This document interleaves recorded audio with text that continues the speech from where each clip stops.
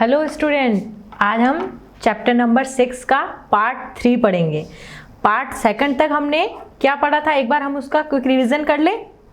Yes, हमने exercise 6.1 करी थी। देन एंगल्स के बारे में एंगल्स देखे थे, corresponding angle, alternate interior angle, alternate exterior angles and interior angle on the same side of the transversal. अब देखो मैं आपको इसमें बताती हूँ, इसमें कॉरस्पॉन्डिंग एंगल कौन कौन से थे। देखो कॉरस्पॉन्डिंग 1 और 5, ये कोई लाइन M है और ये N है। M लाइन के ऊपर की साइड लेफ्ट साइड में एंगल 1 है, सेम पोजीशन पे लाइन N के लेफ्ट साइड में ऊपर की साइड में 5 है, तो 1 और 5 आर कॉरस्पॉन्डिंग एंगल। 2 और 6, वेयर इज 2 और 6, दीज आर कॉरस्पॉन्डिंग एंगल। 4 और 8, 4 और 8, और 3 और 7, 3 और 7, these 4 pair are corresponding angle। अब है alternate interior angles। interior means जो inside होते हैं, अंदर की साइड में बने होते हैं। देखो 4 और 6, 4 और 6, और alternate means जो Z शेप में बनते हैं। देखो corresponding angles F शेप में बनते हैं, ऐसे। कभी भी आपको पहचानना हो ना तो आप पता लगा सकते हो, बिल्कुल से ऐसे F शेप में बनेंगे तो वो कॉरस्पॉन्डिंग एंगल होंगे, और अल्टरनेट एंगल जेड शेप में बनते हैं, ऐसे। उल्टा जेड भी हो सकता है और ऐसे जेड भी हो सकता है। अल्टरनेट, एक इधर और एक इधर। और जब इंटीरियर की बात हो रही है यानी अंदर वाले एंगल, तो आप देखो 4 और 6, अब 4 कहाँ है, ये, एंड 6 दोनों अल्टरनेट इंटीरियर एंगल है। एंड देन 3 और 5, ये अल्टरनेट इंटीरियर एंगल के पेयर्स हैं। Next alternate exterior angle, exterior यानी जो बाहर की साइड में है लाइन के। अब इसमें देखो ये है एंगल 1 और 7, 1 इस साइड में एंड 7 इस साइड में। देन 2 और 8, 2 और 8, 1 और 7 एंड 2 और 8, ये ऑल्टरनेट एक्सटीरियर एंगल थे। And then interior angle on the same side of the transversal, मतलब इंटीरियर एंगल है एंड द लाइन के same side of the transversal है। ये ट्रांसवर्सल लाइन है, ये तो दोनों मेरी पैरेलल लाइंस थी, और ये L मेरी ट्रांसवर्सल लाइन है। देन उसके सेम साइड में 4 और 5, ये same side of the transversal है। एंड 3 और 6, ये भी मेरे same side of the transversal है। तो दो पैर कौन से हो गए, 4 और 5 एंड 3 और 6। ये हमने लास्ट पार्ट में देखा था। देन उसके बाद में हमने प्रॉपर्टी पढ़ी थी कॉरस्पॉन्डिंग एंगल और अल्टरनेट एंगल की। एंड देन आज हम नया टॉपिक स्टार्ट करेंगे 6.6, lines parallel to the same lines. मतलब देखो अगर 2 लाइंस पैरेलल है, कोई लाइन 1 और 2 तो पैरेलल है, और अगर थर्ड लाइन भी फर्स्ट लाइन की पैरेलल है तो वो आपस में तीनों पैरेलल होगी। जैसे देखो ये कोई लाइन है L, सेकंड लाइन है M, और थर्ड कोई लाइन है N, तो L M के भी पैरेलल है और L N के भी पैरेलल है। इसका मतलब ये तीनों लाइंस पैरेलल है। और ये कोई लाइन ट्रांसवर्सल लाइन है L, इसका मतलब एंगल 1, एंगल 2 एंड एंगल 3, तीनों एंगल मेरे कॉरस्पॉन्डिंग एंगल होंगे और इक्वल होंगे। Clear.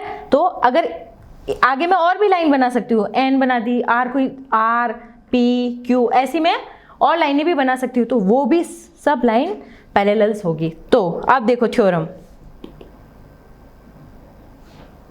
Yes, lines which are parallel to the same lines are parallel to each other. Okay, जो अगर सेम लाइन के पैरेलल है वो आपस में भी पैरेलल होगी। क्लियर, यानी ये सारी लाइंस आपस में भी पैरेलल होगी। अब इसी के बेस पे आगे हम एग्जांपल्स करते हैं।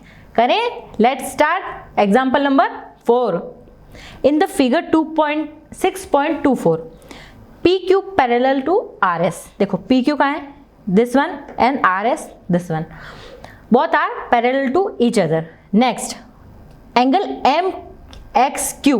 अब देखो MXQ कहाँ है, ये कोई एंगल है MXQ। देखो जैसे ही एंगल के बारे में दिया है आप पॉइंट आउट करो, कॉपी में देखो कि MXQ है कहाँ, क्योंकि आप जब तक उसको देखोगे नहीं ना तब तक आपको आइडिया नहीं लगेगा। तो where is MXQ, this one, this angle is 135। Then MYR, this angle is 40 degree. Clear? ये 135 है और ये 40 डिग्री एंगल है। अब मुझे क्या फाइंड करना है इस एंगल में? देखो मुझे फाइंड करना है एक्स, एम और वाई, ये एंगल की वैल्यू मुझे टोटल फाइंड करनी है। अब देखो अभी हमने यही पढ़ा था कि अगर दो लाइंस पैरेलल है तो एक और अगर मैं पैरेलल लाइन खींच दूं इसके, सपोज मैंने ये लाइन कोई मैंने ए बी पैरेलल खींची, क्लियर? मैंने ए बी लाइन पैरेलल मैंने ड्रॉ करी है। अब देखो अब इसमें आपको थोड़ा बहुत आपको आइडिया लगाना पड़ेगा कि मैं इस क्वेश्चन को कैसे सॉल्व कर सकती हूँ, ठीक है? अब देखो ये है 135। अब आप थोड़ा सा आइडिया लगाओ, ये मेरी एक स्ट्रेट लाइन है कि नहीं है? तो ये एंगल आप निकाल सकते हो। कैसे? बाय लीनियर पेयर प्रॉपर्टी से, क्योंकि इसका सम कितना होता था 180, तो 135 को 180 में से माइनस करूंगी तो एंगल का सम आ जाएगा ना, तो कितना आएगा 45 डिग्री। तो ये एंगल मेरा हो गया 45 डिग्री। जस्ट अ मिनट, ये हो गया मेरा 45 डिग्री। क्लियर? अब ये 135 है, ये 45 है, और आई ऑलरेडी टोल्ड कि Z पे जो एंगल बनते हैं वो ऑल्टरनेट एंगल होते हैं। अब ये कुछ Z पे बन रहा है कि नहीं बन रहा है? तो ये एंगल कितना हो गया 45।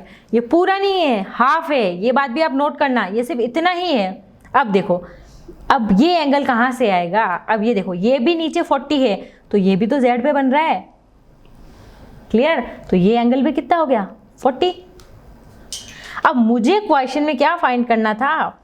एक्स एम वाई, यानी ये पूरा, ये तो हाफ 45 है और एक पार्ट इसका 40 है, तो टोटल कितना हो जाएगा 40 प्लस 45। निकाल सकते हो ना मैं? Yes. Then total X M B plus B M Y equal to 40 plus 45 यानी 85 डिग्री। आ गई वैल्यू दोनों का सम? समझ में आया? वापस समझो। चलो देखो वापस करते हैं। मुझे ये 135 दे रखा था क्वेश्चन में और ये एंगल 45 दे रखा था, सॉरी 40 दे रखा था। अब मुझे पूरा एंगल फाइंड करना है। तो देखो अब इसमें आपको थोड़ा बहुत अपना माइंड यूज करना पड़ेगा कि मुझे इसको सॉल्व में कैसे कर सकती हूँ। देखो आपको एक 2-3 तरीके होते ही सॉल्व करने के, लेकिन आप देखो ये मुझे स्ट्रेट लाइन लग रही है ना, straight line P x Q. तो स्ट्रेट लाइन पर एंगल का सम होता है 180 डिग्री। तो ये जब 135 है तो ये 45 होगा कि नहीं होगा? बिल्कुल होगा। और ये ऑल्टरनेट एंगल है ना ये, तो ये भी मेरा 45 आ गया। अब ये 40 है तो ये भी 40 होगा, क्योंकि ये भी ऑल्टरनेट एंगल है ना, Z पे बन रहे हैं। तो अब मुझे टोटल ये फाइंड करना था। क्वेश्चन में देखो एक्स वाई एम यानी पूरा, तो 40 प्लस 45 यानी 85 हो गया। अब आ गया समझ में अच्छे से? चलें आगे। Yes, example number 5। अब देखो अब ये प्रूव करने वाले हैं। तो इसमें if a transversal intersect two lines such that the bisector of the pair of the corresponding angle are parallel, then prove that two lines are parallel. हमको ये प्रूव करना है कि if the transversal intersect, ये कोई transversal intersect two lines that such as bisector of the pair of corresponding angle are parallel, we are prove that PQ parallel है RS के। देखो हमको प्रूव क्या करना है कि पी क्यू पैरेलल है आर एस के, ये हमको प्रूव करना है। ये हमको गिवन नहीं है, हमको गिवन क्या है? ये लाइन पैरेलल है इसके, क्योंकि if a transversal intersect two line को इंटरसेक्ट करिए such that the bisector of the pair of corresponding angles are pair. तो यानी ये जो एंगल है वो पैरेलल है, मतलब ये जो लाइंस है वो पैरेलल है, तभी तो ये एंगल इक्वल है, कॉरस्पॉन्डिंग एंगल।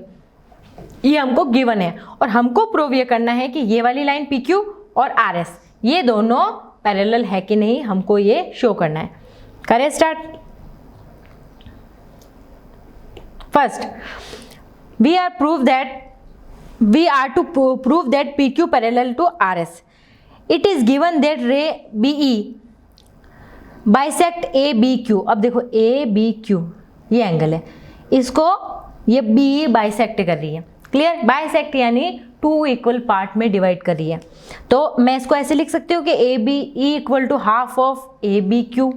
ये ए बी ये पूरा हाफ है ना इसका पूरे का एंगल का, मतलब जैसे ये कोई पूरा एंगल है, इसका हाफ इतना सा एंगल है ना, क्योंकि उसने पहले ही बोल दिया कि बाइसेक्ट करिए, तो मैं इसको ऐसे लिख सकती हूँ। यस, अब ये की ये कंडीशन में BCG इस वाले एंगल में लिख सकती हूँ, तो BCG is equal to half of BCS, मतलब इस पूरे का हाफ है कि नहीं है? है बिल्कुल। यस, अब देखो, अब ये कंडीशन इसमें दे रखी थी कि जो बाइसेक्ट कर रही है वो कॉरस्पॉन्डिंग एंगल इक्वल है, यानी ये एंगल एंगल 1 एंगल 2 के इक्वल है, मतलब दोनों एंगल इक्वल है। तो मैं इन दोनों को first equation and second equation दोनों को इक्वल पुट कर सकती हूँ, देन मैंने इक्वल कर दिया। देन ABE इक्वल टू हो गया BCG, तो ABE और BCG ये दोनों इक्वल टू हो गए। अब दोनों को इक्वल टू, जब LHS इक्वल टू हो गया तो RHS भी इक्वल टू होगा, तो ये पार्ट इस पार्ट के इक्वल हो गया, यानी मैं ऐसे लिख सकती हूँ half of ABQ equal to half of BCS, half half cancel out, then ABQ equal to, देखो अब एंगल देखते जाओ आप कौन कौन से एंगल की बात कर रही हूँ। देखो ABQ दे ये एंगल और इस एंगल के इक्वल है, यानी ये कौन से कॉरस्पॉन्डिंग एंगल हो गए। और जब कॉरस्पॉन्डिंग एंगल इक्वल होते हैं तो यानी वो लाइंस भी पैरेलल होती है। हमने प्रॉपर्टी पढ़ी थी ना दोनों वाइस वर्सा, कि अगर एंगल कॉरस्पॉन्डिंग है तो वो लाइंस आपस में पैरेलल होगी, और अगर लाइन पैरेलल है तो उनके कॉरस्पॉन्डिंग एंगल ऑल्टरनेट एंगल वो इक्वल होंगे। तो इसमें आप वाइस वर्सा दोनों में से कोई सी भी प्रॉपर्टी लगा सकते हैं। तो अब जब मेरे एंगल इक्वल आ गए तो मैं बोल सकती हूँ कि PQ मेरी पैरेलल है RS के, हेंस प्रूफ। यस, अब ये है मेरा एग्जाम्पल नंबर 6। एग्जाम्पल नंबर 5 अच्छे से क्लियर हुआ? आपको एक बार खुद से कॉपी में करना है ये क्वेश्चन, आपको अब समझ में आ गया। अब वीडियो पॉज करो और आप खुद से इसको क्वेश्चन में कॉपी में इसको प्रैक्टिस करो, फेयर कॉपी में। आगे करें एग्जाम्पल नंबर 6। यस, अब ये फिगर्स 6.27 है, इसमें AB पैरेलल है CD के और CD पैरेलल है EF के, यानी तीनों आपस में पैरेलल है। इसका मतलब ये भी हमने पढ़ा था ना कि अगर पैरेलल लाइंस है तो ये आपस में भी पैरेलल होगी। ऐसा नहीं कि आप खाली 1 और 2 ही पैरेलल है, नहीं, ये सारी लाइंस आपस में पैरेलल होगी। तो AB CD के पैरेलल है और CD EF के पैरेलल है। अब इसमें हमको गिवन क्या क्या है, स्टार्ट करें। EA परपेंडिकुलर है AB पे, EA जो है वो परपेंडिकुलर है AB पे। यस, अब एंगल BEF ये मेरा इतना सा एंगल है। देखो आपको बहुत ध्यान से मेंशन करना है कि BEF कौन सा एंगल है, ये एंगल, ये इतना, ये ऐसे नहीं कि आप पूरा पार्ट ले लो, नो, सिर्फ इतना सा एंगल 55 है। और find the value of X, Y and Z। अब मुझे X, Y और Z की वैल्यू फाइंड करनी है। ये मेरा X, ये मेरा Y और ये है मेरा Z। करें? देखो अब इस डायग्राम को आप ध्यान से देखो। अगर ये लाइंस पैरेलल है, AB पैरेलल है, CD पैरेलल है EF के, तो आप प्रॉपर्टी लगा सकते हैं, कॉरस्पॉन्डिंग एंगल, ऑल्टरनेट एंगल, कोई सी भी। और ये कोई ट्रांसवर्सल लाइन है। अब देखो ये एंगल है 55, तो Y कितना होगा? याद है थर्ड वन वाली प्रॉपर्टी कौन सी थी? देखो अभी आपको बताती हूँ मैं, ये वाली, interior angles on the same side of the transversal, उनका सम कितना होता है? 180 डिग्री, अगर वो पैरेलल लाइन है। तो इसमें भी सेम हो है कि नहीं है?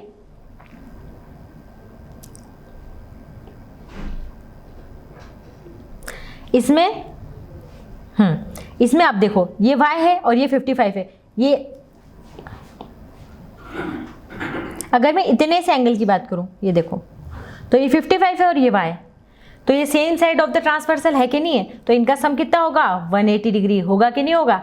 तो Y की वैल्यू मैं फाइंड कर सकती हूँ 55 को 180 में से माइनस करके। क्लियर? तो Y इक्वल टू 180 माइनस 55। देखो अब प्रॉपर्टी भी लिखी है, angle, interior angle on the same side of the transversal ED, ये आपको मेंशन करनी है। आप खुद से सॉल्व करो, तब भी आप प्रॉपर स्टेप बाय स्टेप लिखते जाओगे। सारी स्टेप, आपको एक भी स्टेप नहीं छोड़नी है, प्रॉपर, कि ये it is given and it is we find and it is property, के कौन सी प्रॉपर्टी यूज हुई है? Interior angle on the same side of the transversal line ED, ये आपको प्रॉपर लिखना है। देन उसके बाद में y इक्वल टू 180 माइनस 55, तो y की वैल्यू आ गई 125। अब देखो y की वैल्यू 125 आ गई। अब ध्यान से देखो x और y ये कॉरस्पॉन्डिंग एंगल है कि नहीं है? देखो f पे बन रहे कि नहीं बन रहे? f पे मैंने क्या बोला था, एफ पे बने, ये एफ बन रहा है ना एफ, तो ये एफ पे बन रहे हैं, तो x इक्वल टू वाई, तो जब x y 125 है तो x की वैल्यू भी कितनी हो गई 125। यस, अब हमको z की वैल्यू फाइंड करनी है। अब z की वैल्यू फाइंड करने में आप आइडिया लगाओ, z मेरा ये रहा, अब इस ट्राइंगल को लूँ मैं, ये 90 डिग्री है, z मुझे फाइंड करना है और ये x मुझे पता है। आप ये निकाल सकते हो कितना है। देखो अगर मैं इस डायग्राम को ध्यान से देखूँ ना, तो ये कुछ z बन रहा है कि नहीं बन रहा है, ये 55 है तो ये कितना है 55 होगा कि नहीं होगा, बिल्कुल होगा। तो अब ट्राइंगल में 3 एंगल आ गए, सॉरी 2 एंगल आ गए, ये 55 आ गया, ये 90 डिग्री आ गया। अब थर्ड एंगल में फाइंड कर सकती हूँ कि नहीं सकती हूँ, बिल्कुल कर सकती हूँ। ट्राइंगल की तीनों एंगल का सम होता है 180 डिग्री। तो फर्स्ट एंगल 90, सेकंड z अभी अननोन है, और थर्ड एंगल 55, तो इज इक्वल टू 180। तो z की वैल्यू आ गई 35। क्लियर, समझ में आ गया। अब हम एक्सरसाइज 6.2 के क्वेश्चन करेंगे। देखो यहाँ तक अगर आपको समझ में आया है तो अपन आगे चलते हैं, क्योंकि ये थ्योरी पार्ट आपको समझ में आना बहुत ज़रूरी है, क्योंकि सारे क्वेश्चन इसी पे बेस्ड हैं। तो अब हम एक्सरसाइज 6.2 के क्वेश्चन करेंगे। उससे पहले आपको सारे क्वेश्चन जो एग्जाम्पल्स हैं वो आपको खुद से कॉपी में करने हैं, क्योंकि एग्जाम्पल भी उतने ही इंपॉर्टेंट होते हैं जितने क्वेश्चन एक्सरसाइज के क्वेश्चन होते हैं। क्लियर, करें स्टार्ट। यस, ये exercise 6.2 first question, in the figure 6.25 find the value of x and y। x और y की वैल्यू मुझे फाइंड करनी है, और अपन को ये शो करना है कि ए बी पैरेलल है सी डी के, ये मुझे शो करना है। अब देखो ये 50 है और ये 130 है, तो x की वैल्यू कितनी हो जाएगी, कॉरस्पॉन्डिंग एंगल है कि नहीं है, तो इसकी वैल्यू भी कितनी आ जाएगी 130। अब 130 प्लस 50 दोनों को ऐड करूँ तो 180 आ गया कि नहीं आ गया, तो यानी ये मेरी एक ट्रांसवर्सल लाइन है और ये दोनों मेरे पैरेलल है, हेंस प्रूव हो गया कि नहीं हो गया। करें स्टार्ट। यस, देखो ये ए बी और ये सी डी, ये कोई लाइन्स है और ये मेरी ट्रांसवर्सल लाइन है, ये 50 और x की वैल्यू 130 हो गई, तो मैं फाइंड कर सकती हूँ x की वैल्यू आ गई 130 और y की वैल्यू भी 130 आ गई, बिकॉज वर्टिकली अपोजिट एंगल है ना। देन अगर कोई भी, अपन ने लास्ट प्रॉपर्टी में पढ़ा था ना कि अगर या तो एंगल इक्वल हो तो वो लाइन पैरेलल होती है, और अगर पैरेलल लाइन है तो एंगल इक्वल होते हैं। तो एंगल इक्वल्स आ गए, तो लास्ट में हेंस प्रूव हम कह सकते हैं कि A B parallel to C D. Clear हो गया ना प्रूव। Yes, question number 2। अब देखो ए बी पैरेलल है सी डी के और सी डी पैरेलल है ई एफ के। अब y और z 3:7 में, अब y और z देखो कहाँ है, ये मेरा y और ये मेरा z, ये कौन से रेशियो में है 3:7 के। अब इस डायग्राम को आप ध्यान से देखो, अगर ये y है तो ये भी y होगा कि नहीं होगा, क्योंकि कॉरस्पॉन्डिंग एंगल है। देखो कॉरस्पॉन्डिंग एंगल आपको देखने के लिए क्या बोला था मैंने, f पे बनते हैं, तो ये f बन रहा है ना, तो ये y है तो ये भी y ही होगा, तो y। अब y और z का रेशियो है 3:7 और ये ध्यान से देखो तो ये मेरी एक स्ट्रेट लाइन है और स्ट्रेट लाइन पे एंगल का सम होता है इक्वल टू 180 डिग्री। तो मैं इसको रेशियो में डिवाइड कर सकती हूँ, मुझे 180 का 3:7 रेशियो फाइंड करना है। तो लास्ट एक्सरसाइज में हमने देखा था कि जब हम रेशियो में डिवाइड करते हैं तो किसी एक वेरिएबल से मल्टीप्लाई करते हैं, ऐसे नहीं कि आप डायरेक्ट 3:7 नहीं निकाल सकते जब तक आप वेरिएबल न लो। तो मैं इसको ऐसे लिख सकती हूँ कि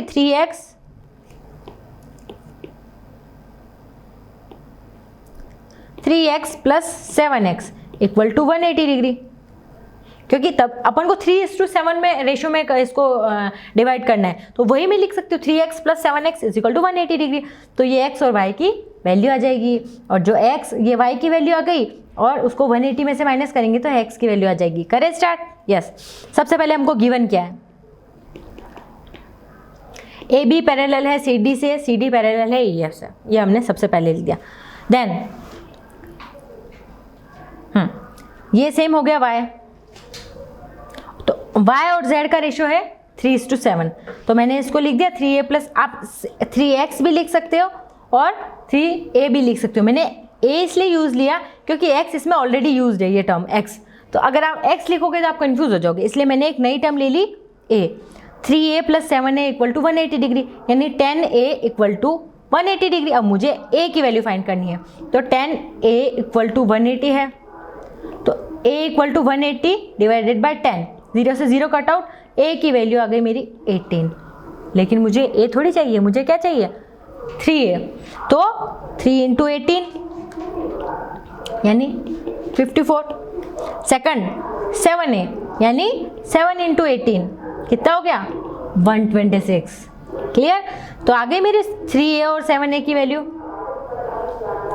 और यही वैल्यू मेरी y की भी होगी क्योंकि रेशो में y और z ही तो डिवाइड थे, तो y की वैल्यू होगी 54 और z की वैल्यू होगी 126। अब देखो x plus Y equal to 180 degree है, यहाँ पे देखो ये दोनों interior angle of the transversal है कि नहीं है, one side same side transversal है, उनका सम कितना होता है 180 डिग्री, तो x plus Y equal to 180 degree, तो x प्लस वाई की वैल्यू कितनी है 54 इक्वल टू 180 डिग्री, तो x की वैल्यू 180 माइनस 54 126 आ गई।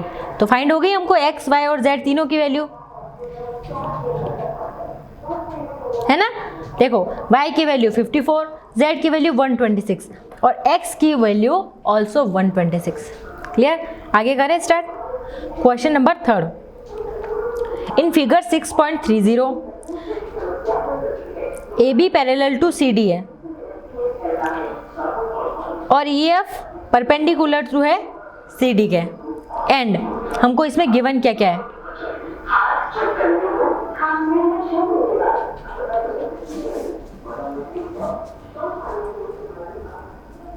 अब इसमें हमको गिवन क्या है EF परपेंडिकुलर टू CD, यानी ये एंगल मेरा 90 डिग्री है। क्लियर, और इस पूरे एंगल की वैल्यू दे रखी है G, E और D 126 पूरे एंगल की है।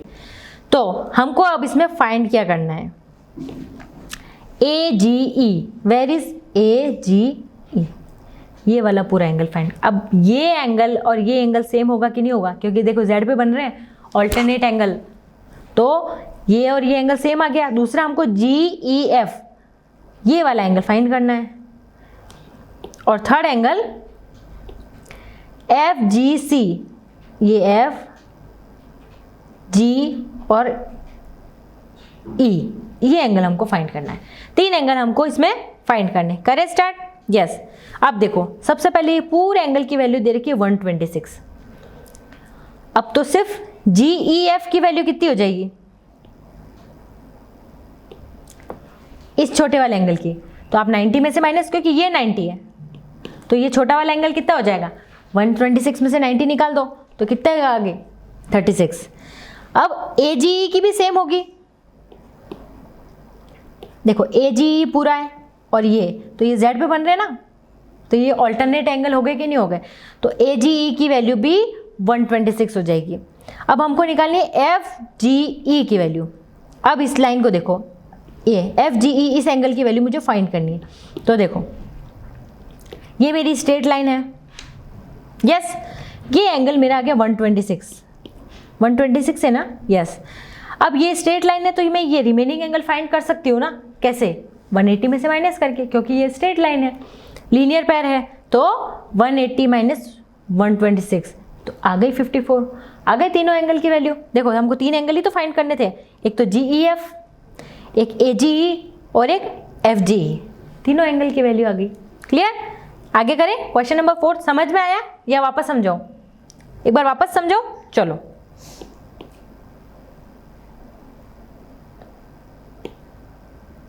देखो ये हमको क्वेश्चन में दिया था कि ये पूरा एंगल है 126। अब मुझे एक तो देखो मैं आपको बताती हूँ इसमें हमको एंगल पूछे कौन कौन से थे। एक तो ये वाला एंगल पूछा है, एक ये होल एंगल पूछा है और एक ये वाला एंगल पूछा है। क्लियर, अब ये वाला होल एंगल 126 है, तो इसको 90 में से माइनस कर दोगे तो ये एंगल आ जाएगा कि नहीं आएगा? बिल्कुल आ जाएगा। तो इस एंगल की वैल्यू आ गई मेरे 36 इसके। उसके बाद में ये और ये ऑल्टरनेट एंगल है, जेड पे बन रहे हैं, तो इस एंगल की वैल्यू और इस एंगल की वैल्यू इक्वल होगी, यानी इस एंगल की वैल्यू भी 126 ही होगी। क्लियर? अब मुझे ये छोटा वाला एंगल निकालना है। तो ये एक स्ट्रेट लाइन है, तो इसको 180 में से माइनस कर दूंगी 126, तो मेरी वैल्यू आएगी कि नहीं आएगी? आ जाएगी बिल्कुल। तो 180 में से 126 माइनस किए तो 54, और हमको रीजन भी लिखना है कि ये लीनियर पेयर है। क्लियर? हर पॉइंट आप जो भी टेक्निक यूज़ कर रहे हो उसमें आपको मेंशन करते जाना है कि लीनियर पेयर प्रॉपर्टी लगाई, ऑल्टरनेट एंगल वाली प्रॉपर्टी लगाई, या जो भी कॉरस्पॉन्डिंग एंगल वाली प्रॉपर्टी लगाई अपने, जो आपको ब्रैकेट में मेंशन करनी है। क्लियर? चले अब क्वेश्चन नंबर 4।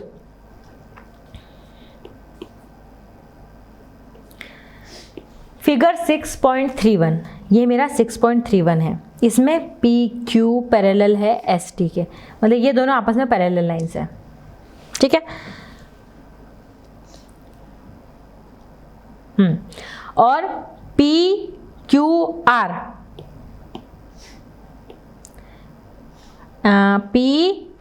ये एंगल है मेरा 110। सेकंड आर एस टी, ये एंगल है मेरा 130। ठीक है? और हमको फाइंड करना है क्यू आर एस, ये वाला छोटा वाला एंगल मुझे फाइंड करना है। अब देखो इसने एक हिंट दिया है, draw a line parallel to S T through point R. अब मुझे एक लाइन ड्रॉ पैरेलल करनी है एस टी के, जो इससे ये दोनों पैरेलल हो। और एक बात और हमने अभी लास्ट प्रीवियस सेशन में अभी पढ़ी थी हमने लास्ट, कि अगर टू लाइंस पैरेलल है, जैसे ये लाइन की ये लाइन पैरेलल है और इस लाइन की ये लाइन भी पैरेलल है, तो आपस में ये तीनों भी पैरेलल होगी। ये भी हमने पढ़ा था कि वो आपस में भी पैरेलल होगी, तो यानी ये तीनों लाइंस आपस में पैरेलल होगी। क्लियर? अब देखिए, अब आते हैं हम क्वेश्चन पे। अब हमको फाइंड ये बीच वाला एंगल करना है। अब देखो ध्यान से देखो, ये मेरा अगर पैरेलल लाइन मैंने ड्रॉ करी है, तो ये एंगल और ये एंगल, इन दोनों का सम कितना होगा? 180 होगा कि नहीं होगा? कौन सी property? Interior angle on the same side of the transversal. आपको मेंशन करना है इसमें कि interior angle of the same side of the transversal. तो angle P Q R this one and X R Q this one equal to 180 degree. Yes, अब P Q R की value मुझे पता है, एक्स आर क्यू मुझे नहीं पता है, कोई बात नहीं, सेम एज इट इज लिख दो, इक्वल टू 180 डिग्री। 110 को इक्वल टू के इस साइड ले गए तो 180 में से माइनस हुआ, तो X R Q equal to 180 minus 110 equal to 70 degree. Clear? तो एक्स आर क्यू की वैल्यू आ गई, इसकी वैल्यू आ गई 70 डिग्री। क्लियर? ऐसे ही सेम देखो, ये वाली लाइन देखो, ये दोनों पैरेलल लाइंस है और ये सेम साइड ऑफ ट्रांसवर्सल है कि नहीं? तो ये 130 है, तो ये कितना होगा? 50, क्योंकि 180 में से माइनस किया तो कितना हो गया? 50। अब देखो दो एंगल्स मेरे आ गए, मुझे तो एक्चुअली फाइंड क्या करना था? ये वाला एंगल। अब ये मेरा कितना आया था? 70, ये मेरा 50, तो अभी बीच वाला फाइंड कर सकती हूँ ना मैं, क्योंकि ध्यान से देखो ये मेरी एक स्ट्रेट लाइन है और स्ट्रेट लाइन पर एंगल का सम 180 डिग्री होता है। तो करें तो 70 प्लस 50 120, और 120 को 180 में से माइनस करो तो 60 डिग्री। तो ये एंगल कितना आ गया मेरा? 60 डिग्री। क्लियर? क्योंकि देखो ये मेरी एक स्ट्रेट लाइन बन रही है, जब ये 70 है ये 50 है तो ये मैं निकाल सकती हूँ। बिल्कुल, दोनों को ऐड किया और 180 में से माइनस किया तो 180 minus 120 equal to 60 degree. Clear हो गया? समझ में आया अच्छे से आपको? चले आगे। अब मैं करती हूँ क्वेश्चन नंबर 5। अब देखो फिगर 6.23 है, इसमें A B parallel to C D है। पहले तो देखो जैसे ही आपको गिवन जो है ना वो आप सबसे पहले देख लिया करो कि हमको क्या क्या गिवन है क्वेश्चन में। तो first of all A B parallel to C D है। यस, अब हाँ, ए पी क्यू ये एंगल 50 डिग्री है और P D R this one angle 27 degree. तो हमको एक्स और वाई की वैल्यू फाइंड करनी है। अब देखो, अब ये आपको डायग्राम दिख रहा है 6.32 का। अब इसमें देखो ये एंगल अगर 50 डिग्री है तो ये z पे बन रहा है, तो x की वैल्यू भी 50 आ गई कि नहीं आ गई? बिल्कुल आ गई। तो ये मेरी 50 आ गई। अब मुझे y फाइंड करना है। देखो एक आइडिया और है, अगर आप ये 127 है और ये एक स्ट्रेट लाइन है, तो अगर इसको 180 में से माइनस करके वैल्यू लिया हो, देन इस एंगल की वैल्यू पता है, इस एंगल की पता है, और ट्राइंगल सम प्रॉपर्टी क्या होती है? ट्राइंगल की तीनों एंगल का सम 180 डिग्री के इक्वल होता है, तो हम निकाल सकते हैं। यस, तो अब देखो, तो x की वैल्यू भी कितनी है? 50 है कि नहीं है? Because alternate interior angle. उसके बाद में हाँ, अब y की वैल्यू मुझे फाइंड करनी है, तो y की वैल्यू ओके। अब देखो ये डायग्राम आप देखो एक क्वेश्चन करने के क्या दो तरीके होते हैं, तो बहुत सारे तरीके होते हैं। जैसे आपको जो क्वेश्चन, अब या तो आप इसमें x की वैल्यू 50 आ गई, अब ये 127 को 180 में से माइनस कर दो, तो और देन उसके बाद में एंगल सम प्रॉपर्टी से आप निकाल सकते हो। या फिर देखो ये देखो z पे बन रहा है कि नहीं बन रहा है, तो यानी 127 इक्वल टू क्या होगा? y plus 50। तो ऐसे लिख सकती हूँ, तो y प्लस 50 इक्वल टू 127। तो y की वैल्यू 50 इधर गया, तो y की वैल्यू कितनी आ गई? 77। तो ये मेरी कौन सी प्रॉपर्टी है? Alternate interior property. तो ये भी मुझे मेंशन करना ज़रूरी है। तो x की वैल्यू आ गई मेरी 50 और y की वैल्यू आ गई 77। आगे दोनों वैल्यू करें नेक्स्ट क्वेश्चन। चलो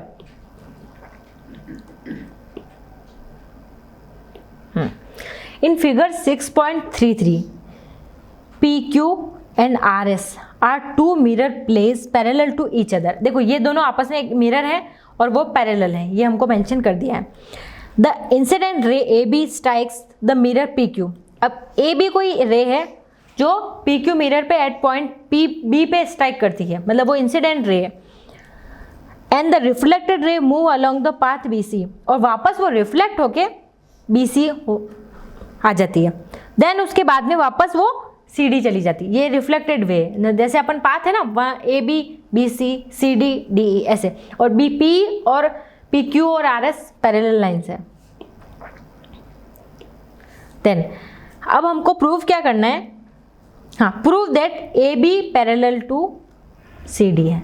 ये हमको देखना है कि AB पैरेलल है CD के है कि नहीं, हमको ये देखना है।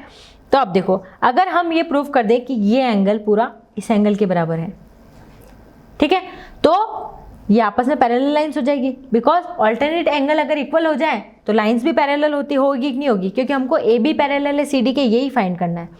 तो अगर ये एंगल इस एंगल की प्रूव हो जाए तो हम क्लियर कर सकते हैं। देखो अब हमने साइंस में लास्ट क्लासेस में या अभी भी हमने पढ़ा है कि अगर कोई रे इंसिडेंट करती है तो इंसिडेंट रे का जो एंगल है वो इक्वल टू किसके? रिफ्लेक्ट है जो रे के एंगल के इक्वल होता है। जैसे ये मैंने कोई रे इंसिडेंट करी और ये मेरी रिफ्लेक्ट हुई, तो एंगल ऑफ इंसिडेंट 1 है सपोज, तो एंगल ऑफ रिफ्लेक्शन के इक्वल होगा कि नहीं होगा? तो मैं ऐसे लिख सकती हूँ कि 1 इक्वल टू 2, बिकॉज हमने साइंस में पढ़ा है कि angle of incidence equal to angle of reflection. तो 1 इक्वल टू 2, और इसको भी मैं 2 पार्ट में डिवाइड करती हूँ, 3 and 4। तो angle of incident equal to angle of reflection, तो 3 इक्वल टू 4 होगा।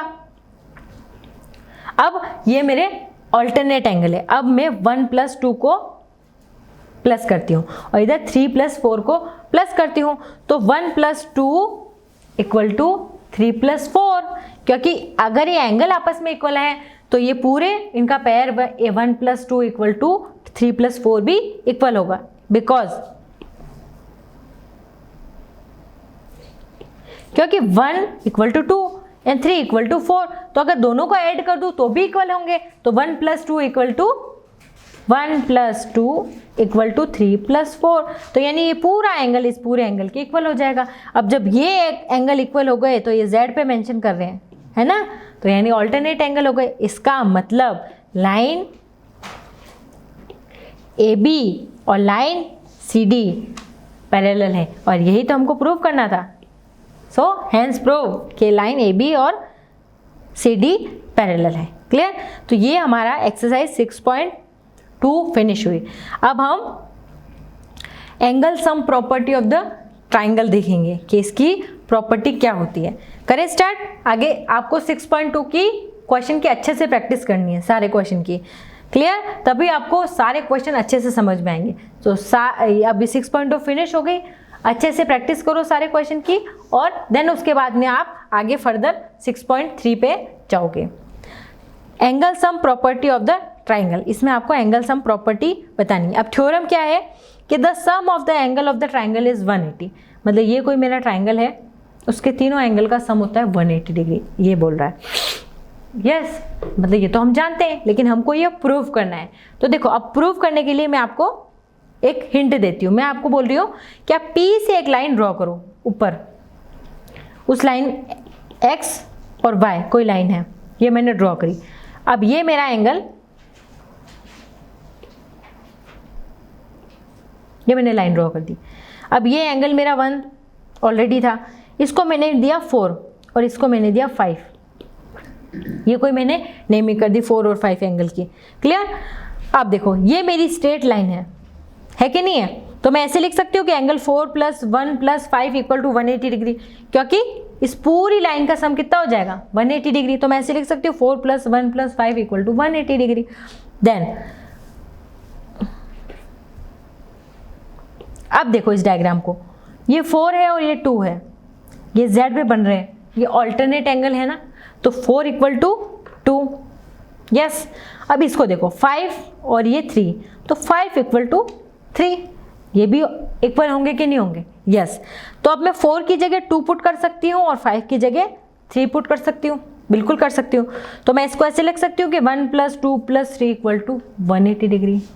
यस, और यही तो हमको प्रूव करना था कि तीनों एंगल, ट्राइंगल के तीनों एंगल का सम 180 डिग्री होना चाहिए, क्लियर।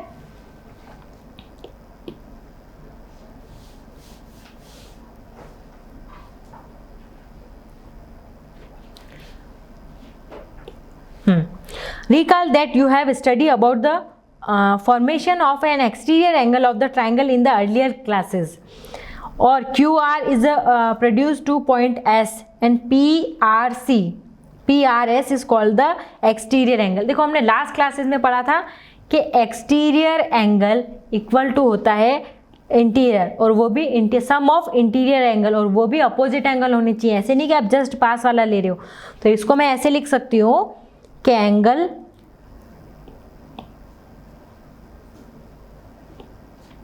3 + 4 = 180 डिग्री। देखो, ये 3 + 4 = 180। आपको रीजन बताना है, वाई बताओ, आप बताओ, चलो रीजन क्या होगा? 3 + 4 = 180 डिग्री क्यों है?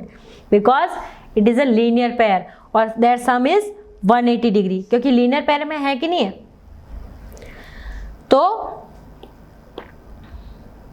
और एंगल 1 + एंगल 2 + एंगल 3 = 180 डिग्री, ये है कि नहीं? तीनों का सम 180 डिग्री। अब वाई? बिकॉज अभी हमने जस्ट थोड़ी देर पहले ही पढ़ा था कि ट्राइंगल प्रॉपर्टी में तीनों एंगल का सम = 180 डिग्री होता है। तो 1 + 2 + 3 = 180 डिग्री, ये हम प्रॉपर्टी मेंशन करेंगे। देन अब मैं 1 और 2 से देखो, आप 180 कैंसल आउट, ठीक है। अब इसमें एंगल 3 कैंसल आउट। अब बचा क्या मेरा? एक तो एंगल 4 बचा और एंगल 1 + 2, यानी 4 = 1 + 2। अब एंगल 4 का है ये वाला, और 1 + 2 का है ये वाला, यानी exterior angle = sum of interior angle. तो एक्सटीरियर एंगल 4 और sum of interior angle 1 + 2, clear. This result can be state in the form of theorem as given below. तो if a side of triangle is produced, then the exterior angle so formed is equal to the sum of two interior opposite angle। मतलब जो exterior angle है वो किसका सम होता है? दो opposite interior angle का सम होता है। यानी इस वाले जैसे डायग्राम में हमने देखा था कि 4 जो है वो 1 और 2 का सम का, दोनों का सम होगा। 4 = angle 1 + angle 2। Exterior angle = sum of 2 opposite interior angles, clear. अब नेक्स्ट क्लास में हम एग्जाम्पल 7, एग्जाम्पल 8 एंड एक्सरसाइज 6.3 देखेंगे। तब तक आपको एक्सरसाइज 6.2 की अच्छे से प्रैक्टिस करनी है और सारे क्वेश्चन आपको अच्छे से सॉल्व करने हैं, क्योंकि ये थोड़ा लेंथी चैप्टर है और इसमें जब तक आप प्रैक्टिस नहीं करोगे तब तक आपको ये चैप्टर अच्छे से समझ में नहीं आएगा। तो बच्चों, आप सारे क्वेश्चन नेक्स्ट क्लास में फेयर कॉपी में अच्छे से लिखकर ओके करोगे, ठीक है? तभी हम एक्सरसाइज 6.3 स्टार्ट करेंगे। क्लियर बच्चों? ओके।